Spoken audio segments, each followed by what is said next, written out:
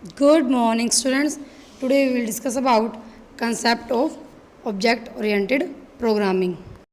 First is class.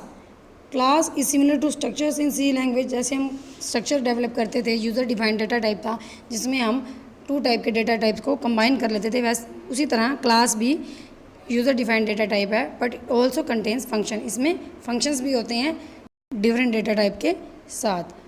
So class is basically A blueprint for object. किसी object के लिए blueprint होता है. It declares and defines what data variables and object will have and what operations can be performed on the class objects. Class के objects जो भी होंगे उन पर क्या क्या ऑपरेशंस परफॉर्म किए जाएंगे और वो किस डेटा टाइप के हैं. Next is object. Objects are the basic unit of object oriented programming and they are instance of class. ये class के example हैं which have data members and use various member functions to perform task. जिनके पास data members होते हैं जो आगे उनके attributes भी हम उन्हें कह सकते हैं और उन्हीं पे हम action perform करते हैं.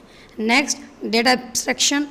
Abstraction refers to the showing only the essential feature of the application and hiding the details. हम ज़रूरी फीचर्स जो होते हैं वही यूज़र को शो करते हैं और जो प्रोग्रामिंग डिटेल्स होती हैं वो यूज़र से हाइड कर लेते हैं, उसे हम डेटा एब्स्ट्रैक्शन कहते हैं. ये फीचर हमें C++ प्रोवाइड करता है. C++ classes provide methods to the outside world to access and use the data variables but the variables are hidden from direct access. हम वेरिएबल्स को यूज़ तो कर सकते हैं बट वो डायरेक्ट एक्सेस से हिडन होते हैं, हाइड कर दिए जाते हैं. Next is encapsulation. It can also be said as data binding. Encapsulation is all about binding the data variables and functions together in a class.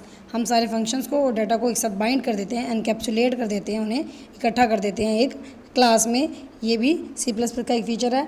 Next is inheritance. Inheritance is a way to reuse once written code again and again. Inheritance के through हम एक ही code को बार बार use कर सकते हैं. And the class which is inherited is called base class and the class which is inherits is called derived class. So when a derived class inherits a base class, the derived class can use all the functions which are defined in base class. Base class के सभी functions को derived class use कर सकती है. इसे हम code की reusability कहते हैं, जिसे हम बार बार कोड को नहीं लिखते और हमारा टाइम भी बचता है और हमारा प्रोग्राम भी लेंथी नहीं होता. Next is polymorphism. It is a feature which lets you create functions with the same name but different arguments.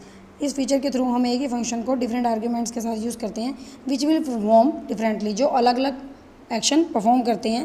That is function with same name functioning in different way. एक ही name के function होते हैं but वो different functions perform करते हैं. It allows us to define the function to provide its new definition. Next is advantages of OOPs. OOPs की क्या advantages हैं? Modularity. The source code for class can be written and maintained independently of the source code for the other class. Code of reusability. हम code को reuse कर सकते हैं. If a class already exists, we can reuse the objects from that class in our next program. Information hiding. By interacting only with an object method, the details of its internal implementation remain hidden from the outside world. दूसरे user से outside user से hidden रहती है हमारी information. Easy debugging. Suppose अगर हमारे programme में कोई एक पार्ट फंक्शन वर्क नहीं कर रहा तो हम उसे ईजिली रिमूव कर सकते हैं, उसको ईजिली डिबग कर सकते हैं. लाइक अगर हमारी मशीन का कोई पार्ट हमारा वर्क नहीं कर रहा तो हम उसे रिप्लेस कर देते हैं पूरी मशीन को रिप्लेस करने की बजाय. Next, inheritance.